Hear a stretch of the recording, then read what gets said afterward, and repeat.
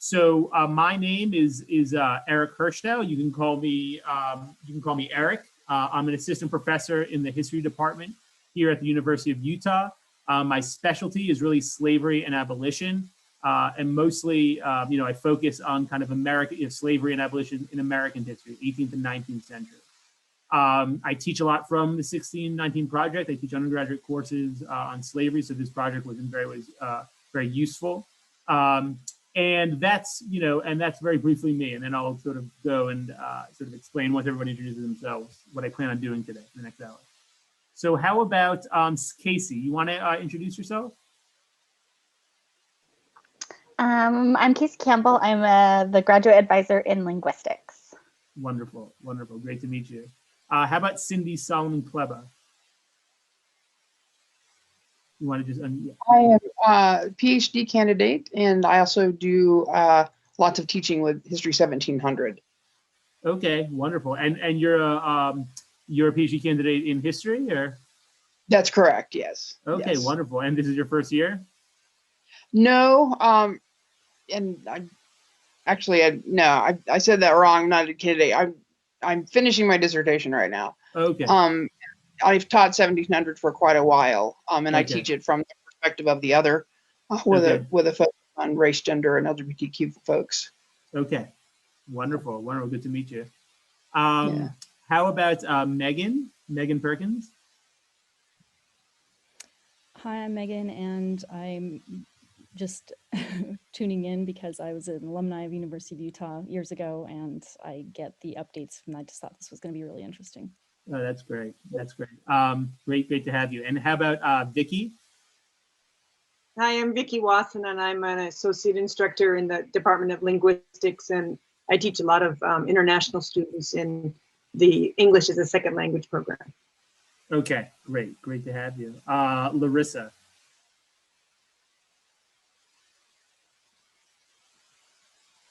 Larissa, can you want to introduce yourself? Hi. Sorry about that. I'm Larissa, and I am a strategic communications specialist for University Information Technology. Okay, wonderful. Great to have you. And how about John? Yes. Can you hear me? Yep, we can hear you. John Gautier. I'm a professor of anthropology at the Salt Lake Community College. I also teach history. I've taught 1700 and 2700 for years now. So. Oh, wow. Great. Awesome. And how about Kaya Aman? Kaya, can you hear us? All right. Well, we'll hold off for Kaya. Maybe she'll come in at some point. So basically, what I want to do is kind of introduce. Everybody got the PDF, the 38-page PDF that I had with all those articles beforehand. Wonderful. Okay. I'm hoping you guys read it at least as much as you could. I'm going to share my screen now. Have some PowerPoint slides to kind of talk us all through this project, what the historical critiques were, and whether ultimately you think the critiques were in what ways they were valid and in what ways they perhaps weren't valid, or they missed the point, if you will.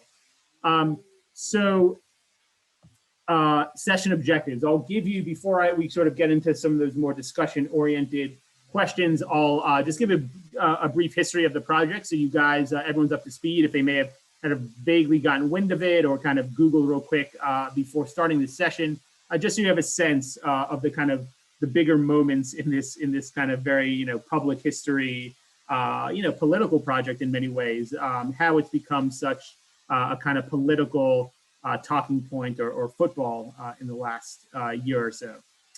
Then I'll sort of discuss, maybe some of your personal reactions to just one, the main thesis, which I'll highlight. Then I just really want to walk through some of the major critiques by historians, and then finally discuss the kind of bigger picture and whether this historical debate is really about the history, as maybe Sean Wilentz and those 5 other historians suggested, or as Adam Sewer, the journalist in The Atlantic, suggested, if maybe, sorry, there's an ambulance going by, if maybe those historians are kind of, in a way, obscuring what are really their political ideologies. And whether that's okay, whether it's not okay. So I really want to talk through, I guess, the kind of relationship between the historical critiques and whether, again, those can be neatly cordoned off from political critiques, and whether those political critiques, even in and of themselves, have validity insofar as they relate to racism in America. So a very brief history. Many of you guys will probably know the 16 Project is basically a magazine issue. The New York Times in August of 2019, a little bit over a year ago or a year and a half ago, put together this, published like they do every Sunday, their wonderful magazine, and it was devoted to a collection of essays, poetry, beautiful kind of artwork, largely spearheaded by a very prominent journalist at the New York Times, an African-American woman named Hannah Nicole Jones, who reports on race a lot. And she kind of put it together, and she wrote that lead essay that I had you read, which was probably the thing that galvanized most people's attention. Now, in addition to the magazine, and some of you may know this, there was, of course, also a series of podcasts, but at the end of the day, it was a glorified kind of addendum to these magazine essays, which were all about, in one way or another, sort of giving a very sort of broad brush picture of Black history and really bringing it up to the present. And I shouldn't say just a Black history, I should say also, of course, racism. And again, this lead essay, as we'll talk through it in a minute, was largely about kind of framing, if any of you have taken a kind of introduction to African-American history course, she kind of touched upon most of the highlights of Black history, the kind of central moments that you as a teacher would need to talk about, while also sort of framing the project. And I think this is ultimately the kind of, why it galvanized so many people. I think just a project about Black history, maybe conservatives would have sort of said, here we go, the New York Times, wants to, overcompensate for their liberal sympathies about racism. But it was really a kind of very hard-edged, the story that most Americans think that America is about, of freedom and democracy, is a lie. And the real story is slavery and racism. And the only people in America who have ever really bought into that myth and actually fought for it in the realest sense, or at least the people who have fought hardest for it, are Black people themselves. By that, I mean the real meaning of freedom and democracy, not that nice, pretty story that we tell ourselves about the founders or Plymouth Hill, or even just a general story that somehow casts racism as slowly being eroded and only a general story of progress in terms of race in America. She wanted to challenge some of those very kind of basic, and if you probably have taken a history course, these things may seem obvious to you, like these things aren't, many of the things she said may not have been particularly novel to you, but you would have maybe said, but you may have sort of understood maybe in your children's education, your education as a child, that maybe this is often sometimes how American history is presented, as a kind of gradual story of progress with, yes, slavery existed, but ultimately we overcame it.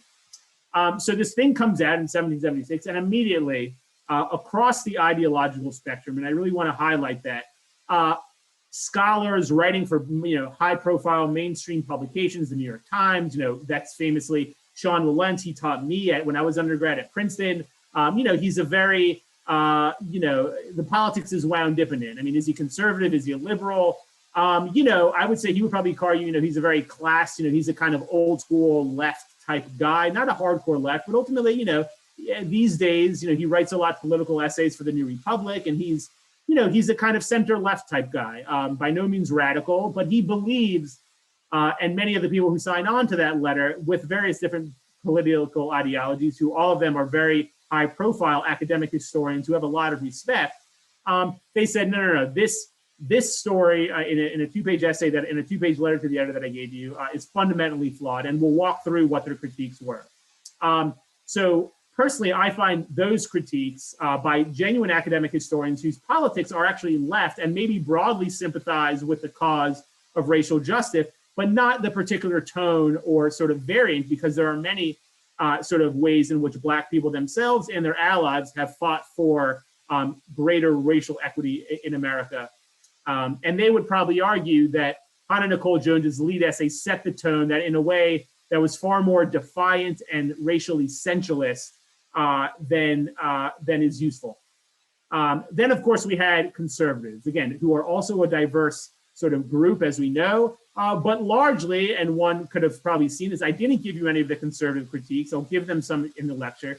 But these were, the broader thrust of the conservative critiques were, look, this is an unpatriotic project, framing slavery, the ugly part of American history, totally ignoring or sort of in some way casting in a bad light the story that conservatives want to highlight, which is America as the freest, most democratic society in the world, is now, always has been. And to the extent that we have problems around race, these are no worse than any other people. And in any event, many of the conservative narratives you would get would say, well, look, America overcame these better than anyone's. And I want to just note that there is a lot of actually overlap between these kind of center-left critics, the kind of, let's say, Biden versus Bernie, if you want to kind of reduce it to our political lanes today.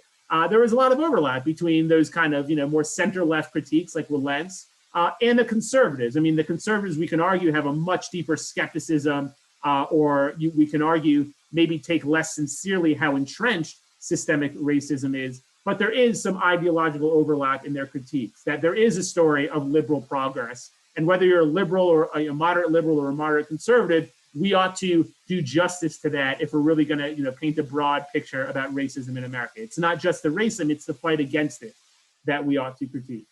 And then third and finally was the leftists. By that, I mean, again, the Bernie lane. These are the people, and actually surprisingly, even some of those people that signed on to that 5-person Relents letter, all of whom were white scholars, in one way or another, think that the general critique ideologically, where their critique was coming from, was, look, racism is a very real problem and is still very much entrenched, but you cannot understand racism without understanding its deep connections to questions of labor and class.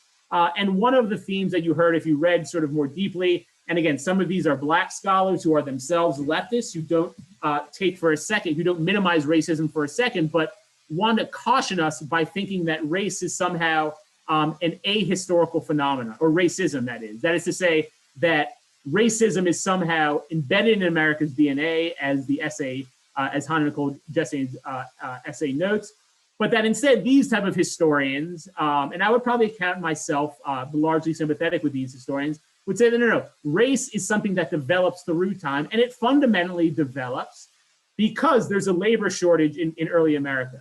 By that, I mean, 1619 is, yes, the first time we have an example of where we know for a fact that enslaved African people, 20 or so of them, arrived in the British colonies, Virginia.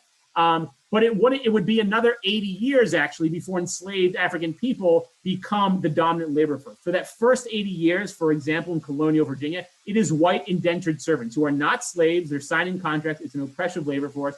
And it's only once that labor pool of white indentured servants dries up that all of a sudden Europeans tap into this West African slave trade, which is a broader European phenomena. By that, I mean the Spanish and the Portuguese have already created it. And the British are actively constructing laws. They're basically inventing slave codes to racialize slavery. That's why historians, and again, many of these are African-American, who identify as African-Americans, are saying, look, one of the stories we've been telling about slavery is not that, Europeans hated, or British people, which is to say, have hated Black people from the beginning, but they needed, it's only after this kind of pinch for demand that they decided to create a legal system and a social system, an ideology of racism, to fundamentally entrap a permanent labor force to grow the most successful commodities in American history. So in this way, these critics are saying, by forefronting DNA as the kind of central story and not showing that there was actually a moment early in our history, and there have been moments since then, where actually poor white people, sympathetic, maybe more well-hessioned, maybe liberal professors like me, have allied with this struggle, who sees race and class not as separate and not as one takes supremacy over the other, but they are intimately tied. And that the kind of the tone that Hannah Nicole Jones struck was one that was ignorant of class, and that it only spoke as if, again, this is a ahistorical phenomena, that racism, Europeans have been racist since, the Greco-Roman period, and this is just when it came to America, and therefore it's woven into the founding. In fact, no, these historians would argue, racism, as we know it in American history, took several decades to evolve and develop. And by highlighting that fact, and I'll end it here, By highlighting that fact, we can do more justice, or I should say the political message there is, look, it can be undone. If history was made through a process of history, of kind of economic necessity, then it can also be unmade, rather than starting from a position that racism is an essential feature of American history that simply transforms in different political eras, but is never fundamentally sort of undone. So that is the thrust of that critique.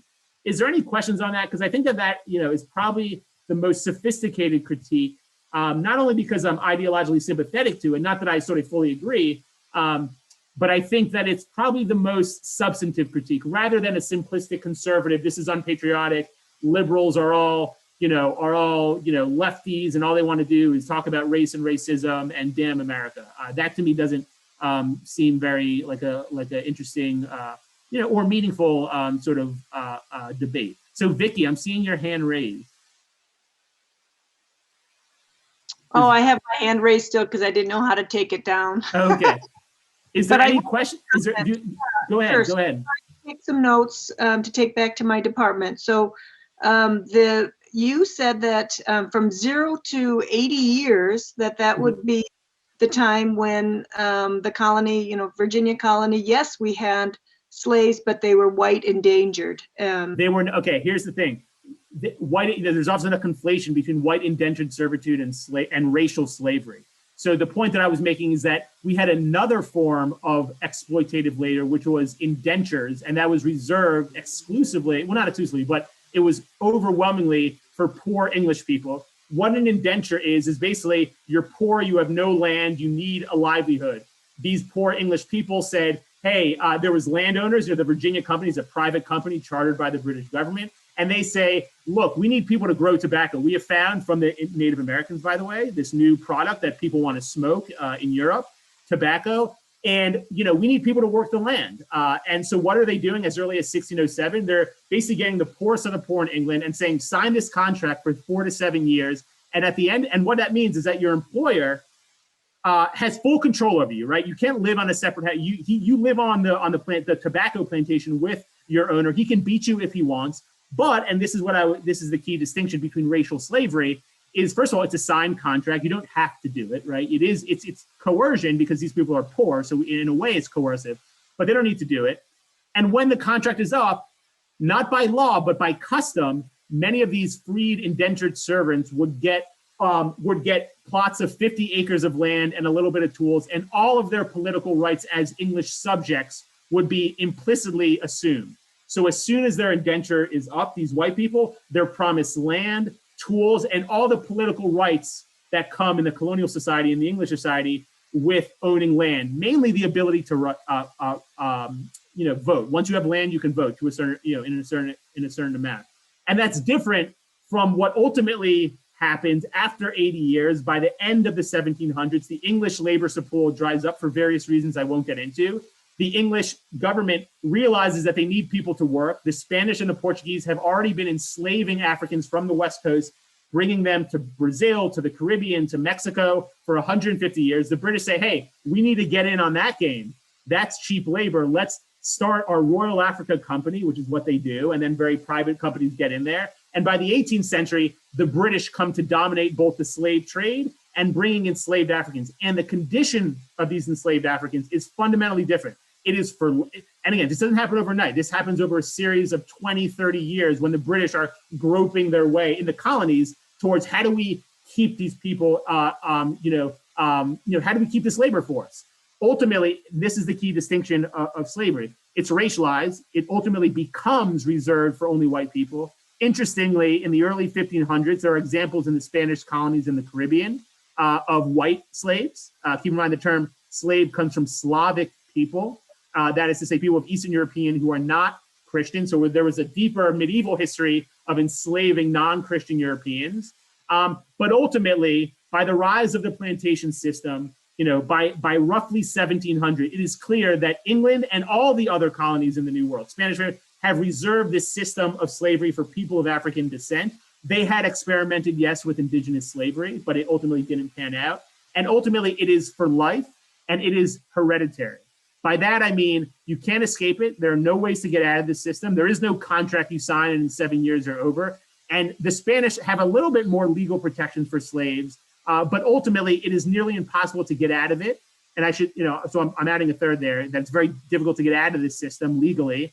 And fourth and finally is that it is passed down to your children, and mainly through the mother. That is to say, a white free father like Jefferson can have coercive sex, we can call it rape, with Sally Hemings, his slave, and his children, no matter what, are going to be enslaved, because by 1660 in all of the British colonies, they adopt the law that slavery, and this is new under the sun, that slavery is inherited through the mother. And this is to prevent mixed race children in the British context, automatically assuming freedom. And in that first 30 odd years of slavery, in the British colony in Virginia, after 1619, these laws didn't exist. So the irony is that, and this is why historians like to point out that, look, the reality is that we invented a racist system. But in that first 30 years, the British didn't really know what it meant to be a slave. And therefore, that first cohort of 20 odd slaves who arrives in 1619, nearly half of them are free within 20 years legally, because they say, hey, look, I'm a Christian, you can't enslave me. And they're using various other reasons to legally free themselves. And the British are allowing them to own land, sign contracts. Some of them even become slave owners themselves by the 1660s. And by highlighting this transformation or this invention of a racialized permanent system of slavery, we can see that this thing is created, and these kind of maybe low gestating ideas of Black people are foreign, different, whatever, but it takes a while for the labor needs of the British colonies to ultimately put in the force of law and ultimately ideology, these ideas that say Black people are permanently inferior, they are destined to do this labor forever and always. Vicky, is that clear? I just went on a little diatribe. Yeah, no, it's great. But the part that I also underlined was that this is supposed to help us, that we can undo it, because if we understand that the purpose of why we started to adopt these practices, then now that should give us hope that we can undo it. Is that clear?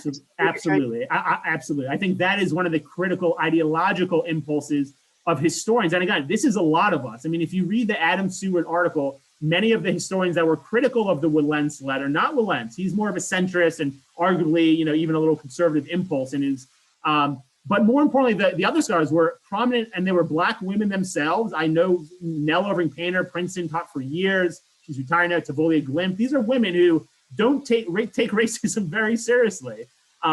They also want to highlight, when they give the long history of slavery, is yes, to show how it was constructed through history, that how a famous historian, Eric Williams, a Black Trinidadian, Black Marxist, radical leftist in the 1940s famously put it.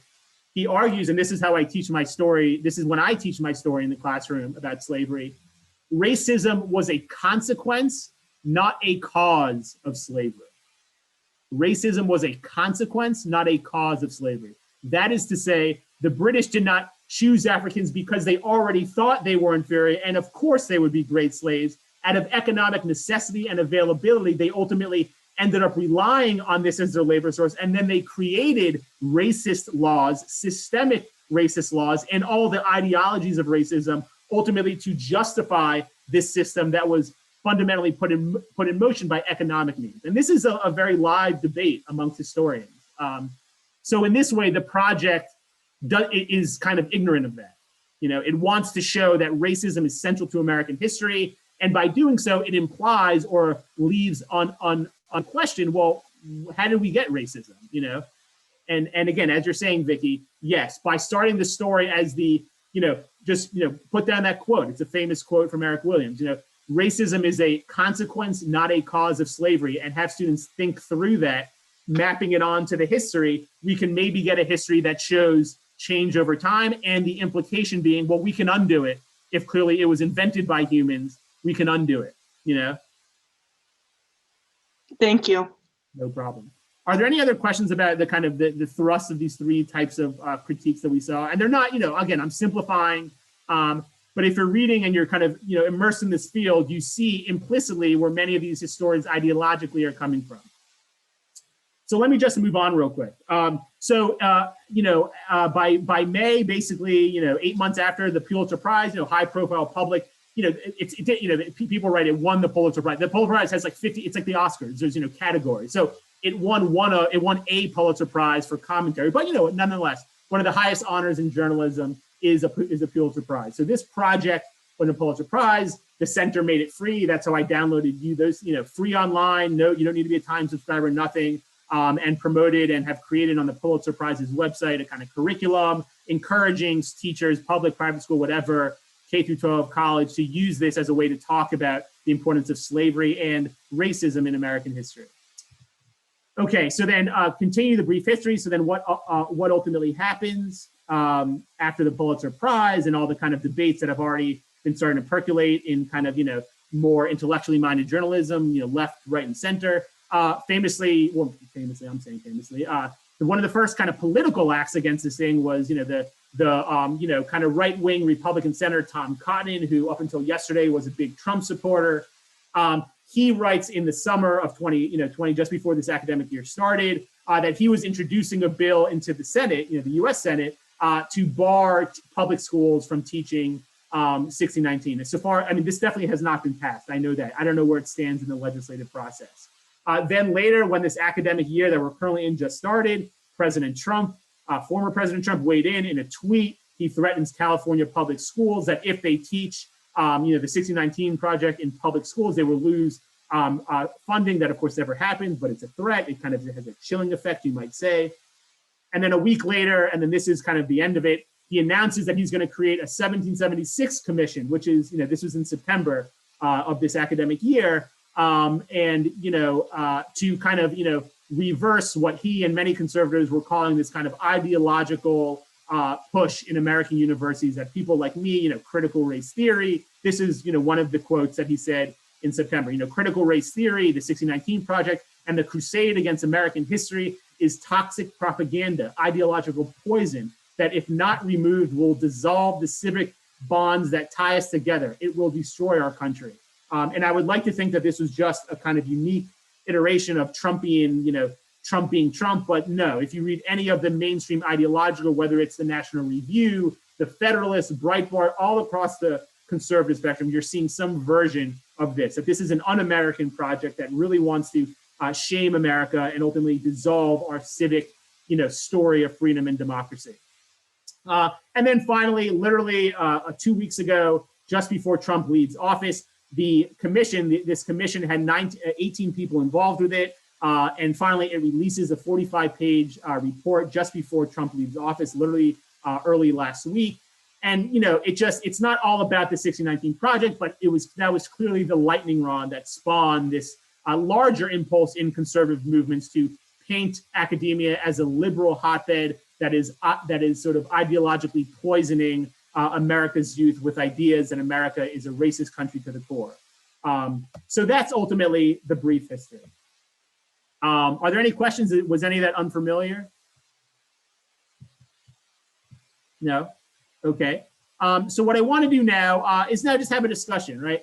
I'm assuming you guys had read the lead essay. It wasn't that long, but I just want to have a kind of very open-ended discussion for maybe 5-10 minutes about her core thesis. This really sums it up. It's kind of, it's the headline that they start, the article doesn't even have a headline. It just has a kind of, a statement, a thesis really.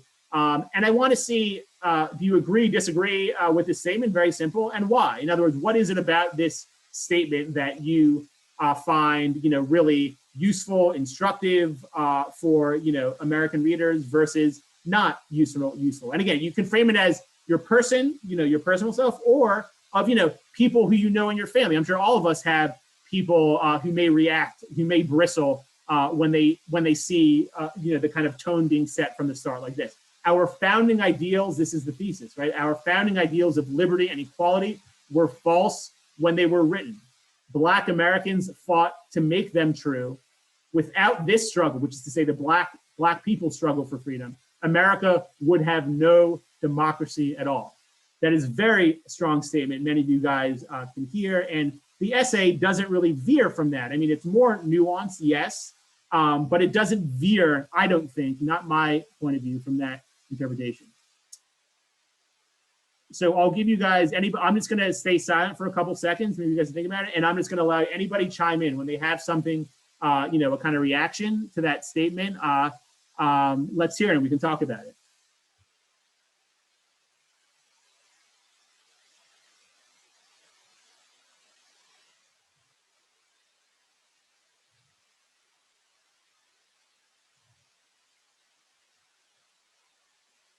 And if there's no volunteers, in about 10 seconds, I will call on someone, if that's okay. And you're allowed to say pass, by the way, if you're not comfortable speaking. So how about Larissa? You want to just unmute yourself? Yeah. Sure. Well, my first instinct is, oh man, I mean, it's kind of an oversimplification for me, but at the same time, like my core is like, there's truth to it by 1776, you know, as you've talked about between 1619 and 1776, you know, the values and thinkings of the country and its people were very different. But yeah, I can't, it is a very strong statement and there's a lot more nuance. And and what she wrote is an essay. It's not a piece of journalism to me. Yeah. Well, I would argue that, you know, essay, you know, magazine, essay, you know, journalism has a lot of forms, you know, and that, yeah, I mean, it's not a straight reporting, but, you know, many straight reporters would, you know, acknowledge that, look, I mean, I'm telling you a story, which, you know, is embedded with it a perspective, you know, their editors have a higher, you know, so yeah, I mean, that line between, you know, I don't think anything is, you know, I think objectivity is a myth. I think there is empirical realities out there, but ultimately, you know, all we can do is try to be honest to that internal, you know, as soon as we try to characterize something, we are interpreting it. She's interpreting a bunch of facts, a bunch of historical narrative, just like a journalist would. But anyways, that's a separate point. That's not the most relevant. So tell me just very quickly, what do you think is, you know, what makes you a little bit uncomfortable about it? Or, and I don't mean this as a way to expose your racism. That's not what this is about. I mean, what do you think somebody would, why is it too strong? I mean, what nuance is left out in that?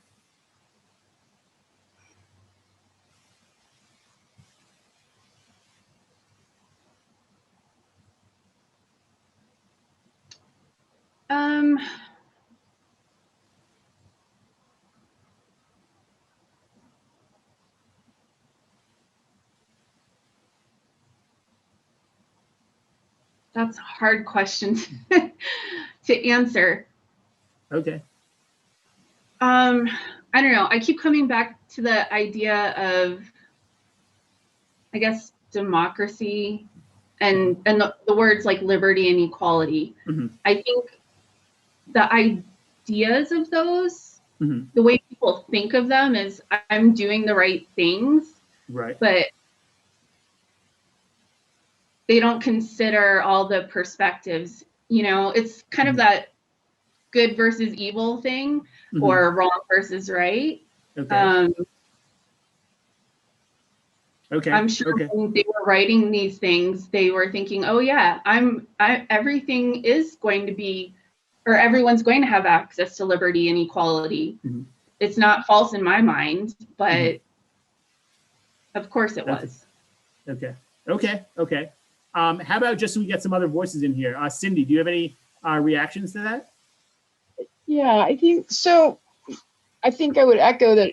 It feels to me like the thesis is a bit simplistic in that there are so many things left out. And when I read the line, Black Americans fought to make them true, is that true? Yes, but without Native Americans engaged in much the same struggle, without Asian Americans engaged in much the same struggle, although later, we also have democracy. You could argue that, and I think maybe this is the core of my discomfort, is not that it's wrong, because I agree with her in general, but that it's an ongoing project that, and I think we have to be careful with presentism in seeing the values of the past as identical to ours, or that they should be, or that we can make those direct comparisons. I think there's always a balance we have to strike with that.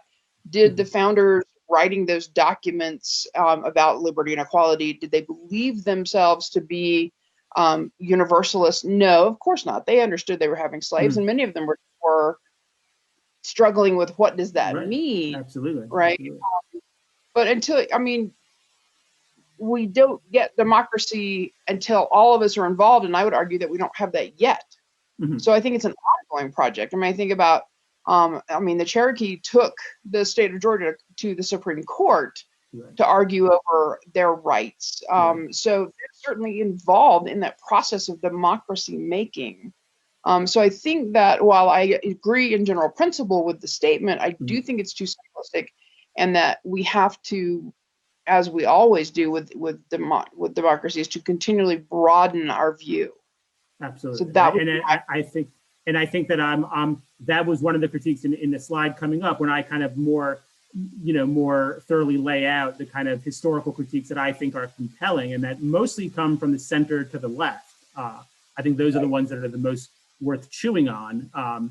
And by the way, many of them Black scholars, many of them Black radical scholars. I mean, it's not as simple as, it's very easy on Twitter. There was also a little Twitter fight that, because of her kind of Black people do this and this benefits everybody, she got a lot of pushback from other scholars, and even, obviously conservatives, right? Conservatives are happy to say, that, but I mean, also on the left that look, and we should just, I don't want to pretend like this is a fact, but maybe just as a teaching exercise, push ourselves to ask as teachers or people who are civically involved, why is it that we cannot do credit to the white people with all of their paternalism, their racial baggage?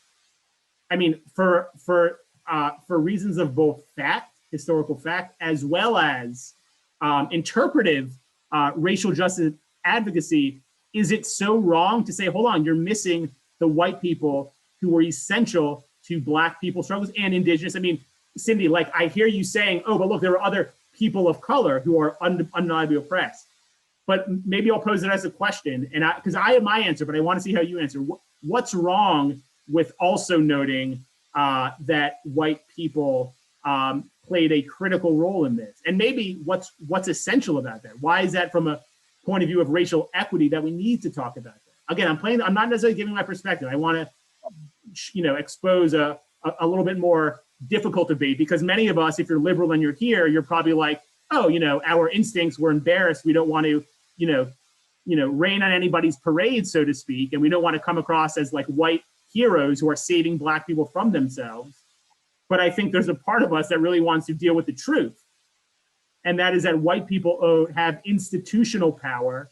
And without Biden's and without LBJ, with all of their racist comments and all their ways in which they're implicated in racism, they ultimately, and Lincoln, a colonizationist, they signed the letter into law.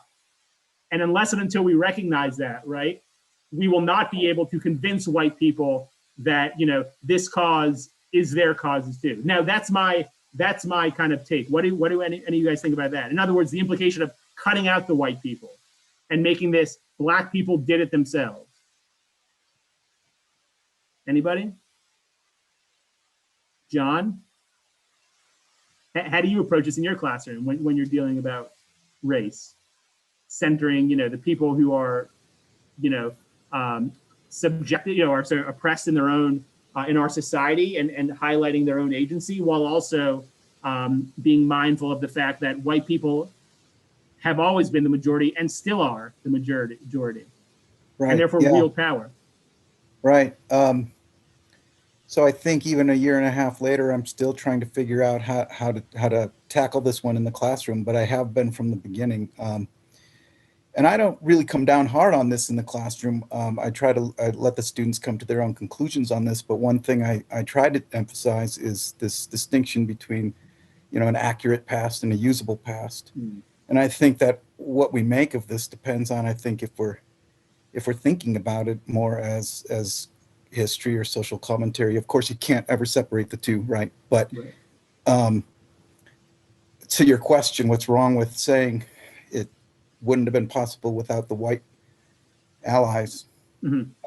Historically, nothing, because it's accurate, right? But perhaps perhaps it's contrary to the goals of the 1619 project. That's great. That's a wonderful way of of articulating that. That's helpful for me, frankly, in a classroom.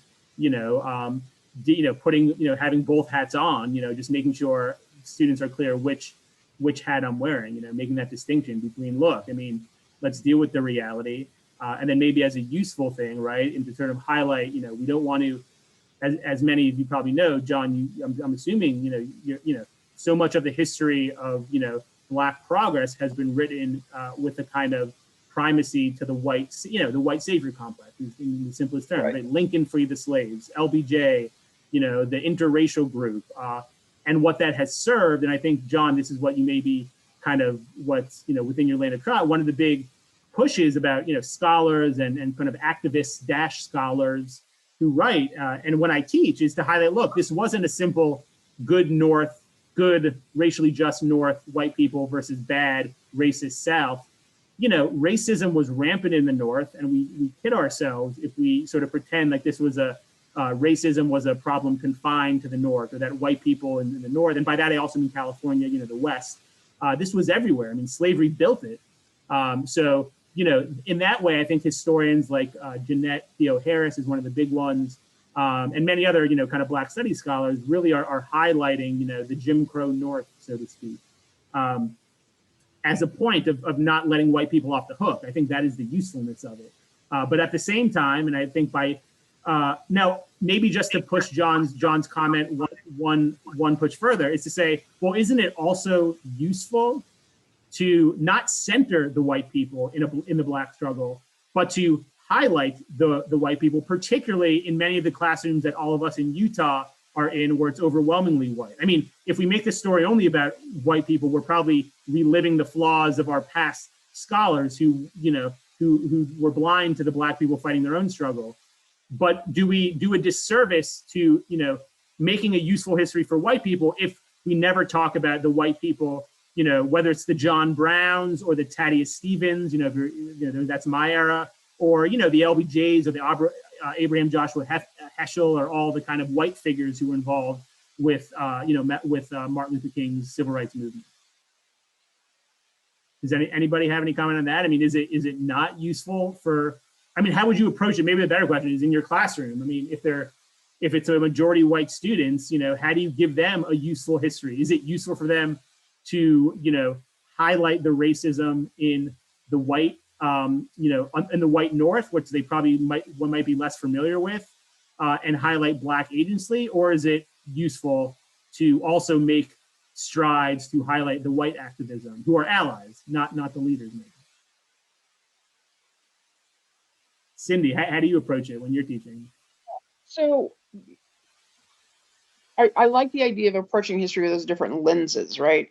And I think when we point out that abolition wouldn't have happened without white women who are coming out of the Second Great Awakening, right, with this religious sensibility, we add a lens that's really important as well. Because if white people don't feel empowered to make change, then they slide into that sort of, white liberal guilt, I can't do anything, right, sort of thing. So I think by demonstrating that there are all kinds of facets to this issue, and one of the things that I think that gets left out a lot, I'm a fan of Mark Knoll, who writes about the Civil War's theological crisis, right?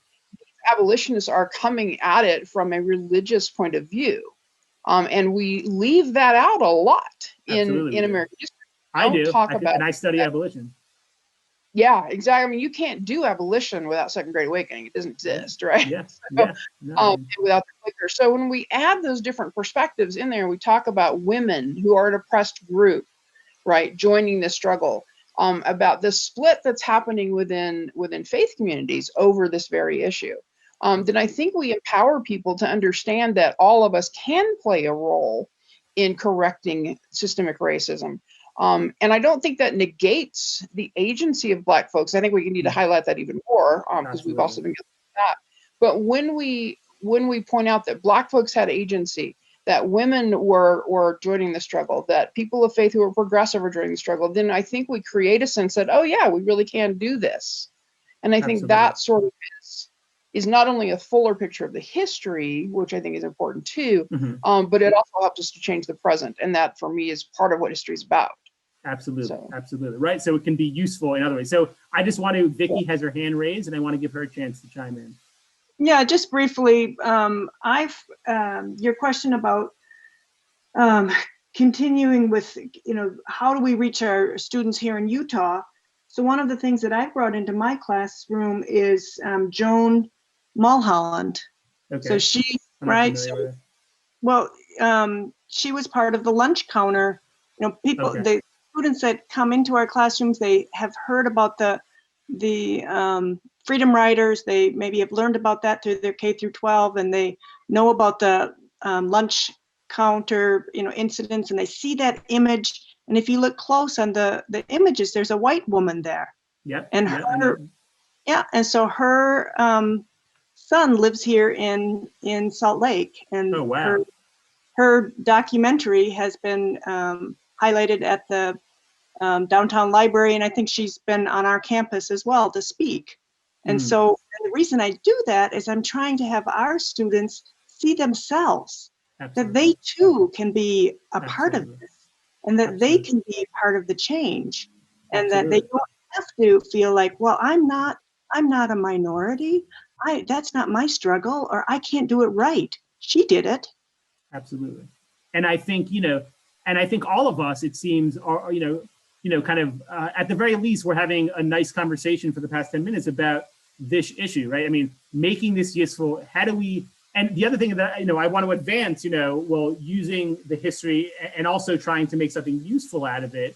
And can it ever be useful to talk about white people who highlight their baggage, highlight the places where they think that they are, they say, I mean, certainly William Lloyd Garrison and even John Brown had this complex, if any of you guys ever read The Good Lord Bird, you may saw the movie. I mean, the movie, have your students do it if you watch the miniseries, but the book is even better.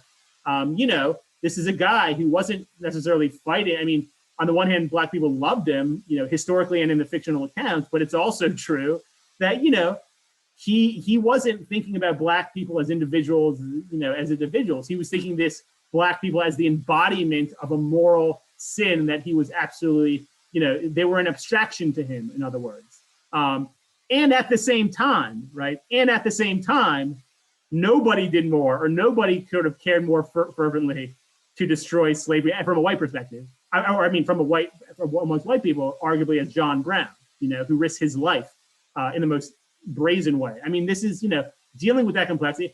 And I guess what I wanted to add on this moment, because it's something I'm coming from teaching in the Black Studies department, where the overwhelming majority of my students at The Ohio State were African Americans. And of course, right, I know what my courses are listed, and I want to make sure that many of these students who probably didn't hear a full kind of academic Black history course, whether it's about slavery or the African American survey, both of which I taught, fully aware of my positionality as a white man. I was, fully, engaged about this. But in the moments when I did talk about white people, right, it was very clear their flaws, their failures, the good North and the slave South, and kind of, reducing that unnecessary divide that we have in our culture. But it was also for them, right? I mean, I also wanted them to know that, look, there have and will always be white people who are there who really do give a shit, who will never have your experience, ever, period. They're white, they can't. But they understand enough to want to do something. And if Black students or students of color of any kind, realize that in American society, where white people hold the power overwhelmingly and are the majority, it may also be helpful for them not to center the white people, but to hear an acknowledgement. I mean, yeah, it would probably be more effective when it comes for the African American professors, and unquestionably, Leslie Harris is an African American scholar, a friend of mine, who I gave you one of her writers. That was her whole thing. I mean, her critique was also, look, this was a multiracial movement. Obviously, I can imagine that for Black students, if they see Leslie Harris, an African American woman, saying this, and me, it'll resonate more with them. Those are things that we cannot change.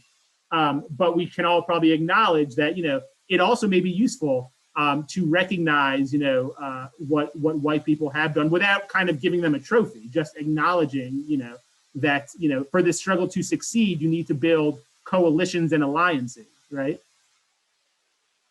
Okay, are there any other questions or comments? Well, I just want to, with the last kind of 5 or 6 minutes, run through very quickly the three major critiques, if you guys, they were in there, or not the three, but I would say three of the most that you hear most commonly from, liberal to center. Are there any comments? Otherwise, I'll just run through this. No? Okay.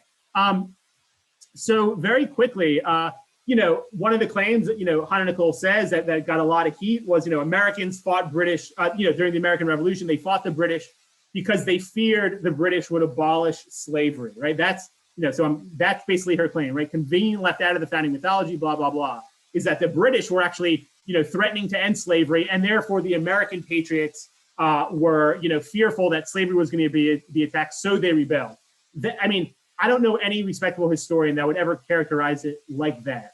It is certainly true that in the South, South Carolina and Virginia were not too pleased to enter the early, independence struggle that was being led, remember, in Massachusetts in 1774, 75.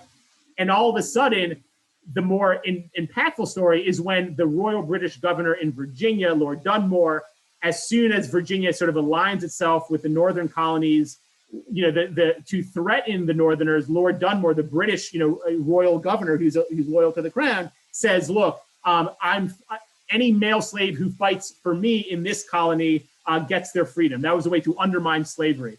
And it is also certainly true that the British in Parliament were saying, how dare Americans with all their talk of liberty, look at them have slaves.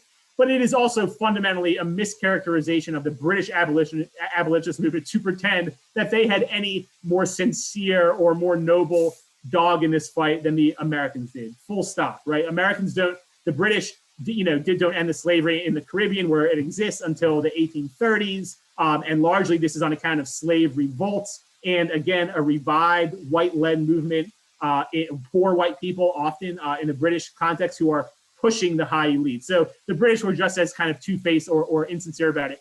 And arguably more importantly, and this is if you do want to be, this can appease many people, right? Conservatives, liberals, or whatever, it's how you frame it. But the other truth is, in terms of people with institutional power, yes, enslaved Black people were fighting their enslavement from the moment they were enslaved, period. Black people have always been at the center of the struggle for Black freedom against slavery, no question. I'm not debating that.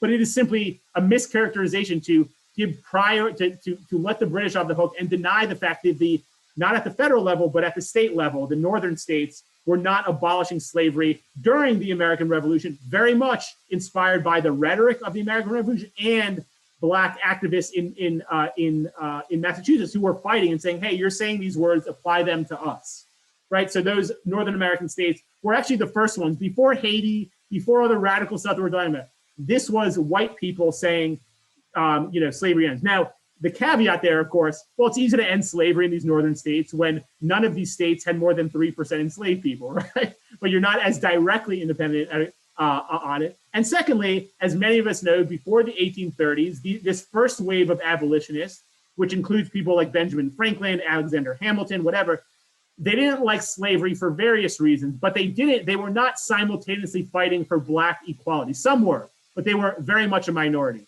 Overwhelmingly, they wanted this state to not be polluted with slavery and implicitly Black people, and they were willing to go along with colonization schemes. That is to say, let's free Black people, educate them, and then ultimately encourage them voluntarily to go back to Africa or the far west. So we need to decouple, in other words, slavery, the fight against slavery with the fight for racial justice, something that we don't often do when we talk about this in the broader context. The second point is the Constitution of ProSafety document. This is a very heated, long debate. But if you want to at least have wind of the argument, and by the way, one of my dissertation committee advisors is one of the leading guys who makes this argument, David Waldstreicher, that the Constitution was a pro-slavery document. This is a claim that is implied by in Hannah Nicole Jones's essay. But the critique is that while it's true, and there are two of them, while it's true that the Constitution largely protected slavery, right, it acknowledged it and allowed it to exist at the state level, many of the anti-slavery founders, the people who write it, and more importantly, I would argue, Black abolitionists like Frederick Douglass, would by the 1830s, this is the key point, by the 1830s, they would use the minimal success of the anti-slavery founders who insisted that, look, if we're not going to fundamentally attack slavery at the federal government during the Constitution. Let's at least keep it out of the document and only deal with it where we absolutely have to, right? That was the logic of the Ben Franklins, who were involved in the Constitutional Convention. And ultimately, while it was a minor success, and ultimately the Constitution did allow slavery to expand at the state level, and that would be their great failure. It was Black abolitionists, Frederick Douglass, who would highlight the fact that the founders refused to put slavery in the Constitution as a way to legally end slavery. In other words, they used the anti-slavery kind of silver lining in the Constitution to make the case that we are legally allowed to end slavery. And that was huge to convincing law-abiding white Americans that this is okay, that we can attack slavery during the Civil War. That's not insignificant. Third and finally, and then I'll let you all go, Black Americans fought alone, right? We have just basically touched upon this in most of our discussion. This is one of her claims, and this is something that many historians are saying. We agree, right, the critiques. We agree that it is unfair that historians and the popular imagination still discounts or doesn't center Black voices. And we need to do that as scholars, as teachers, as educated Americans. But it is hard to argue that white Americans, this is the critique, were not also essential to those successes. This is not to deny that white allies didn't have their racist shortcomings, that they didn't benefit from racism, but it is to acknowledge how central white people who wielded enormous political power have been. And secondly, maybe a little bit more controversially, and I'll end it with this final critique about this point, Black people did it alone. This is what Cindy, I believe, was getting at, which is, while it's true that, fundamentally the largest, civil rights amendments were on the backs of the Black freedom struggle, the Reconstruction Amendments. It is also, to frame it that way is to deny the agency of those other groups, whether it was women, indigenous, whatever. And it is also to ignore, frankly, a strand of Black activism that is nationalistic. It is not about appealing to American ideals, right? Malcolm X and Black Power are not about singing the praises of the founders and democracies. That is very much a liberal Black tradition. Black Power is fuck you, self-determination. We get mine, you get yours. And it's meant to confront it, right? It's not a myopic, let's appeal to Americans' better angels. That's the mainstream civil rights movement. The other one is saying, look, Black people is Black nationalism. I mean, there's different variations, but it is not committed necessarily to the struggles of other people. Yes, of course, there are many Black radicals who are internationalists, but again, that's not saying that we shouldn't assume that all Black people are angels. And once it's poor politics to start from the most egregious form of oppression and assume that, it trickle down racial justice, if you will. That's a problematic assumption. So these are what I think are valid critiques in my point of view. You can take them and they all have political implications. Us as teachers, as scholars, as citizens should be able to explain, what the project in our own points of view was doing well, and what you personally think are, useful or not useful critiques of this project, and ultimately how it all informs our teaching and our conversations with our white and friends, and of course our friends of color who are comfortable having these conversations. Are there any other comments or anything that anybody would like to add? Nope. Okay. I will, if any of you guys want these slides, I also kind of have an annotated version of the lead essay. I'll have you guys just email me if you guys just kind of want to have it in your back pocket, whether you're for teaching, I have no problem you sharing it, using it for your own. This is not, this isn't an intellectual property thing, but if you guys want it, as well as the annotated version of the essay where I highlight the kind of, sentences and paragraphs where these critiques are relevant. That's what I did in preparation for this. I'm happy to share, but just email me. It's my name, eric.herschthal. You can find me on the website or whatever. And of course, if you ever want to engage in other conversations about this, I'm happy to share what I know and of course, learn from you guys, because you guys are clearly, are very well, engaged and know what's going on. So that's great. And thank you for showing up today.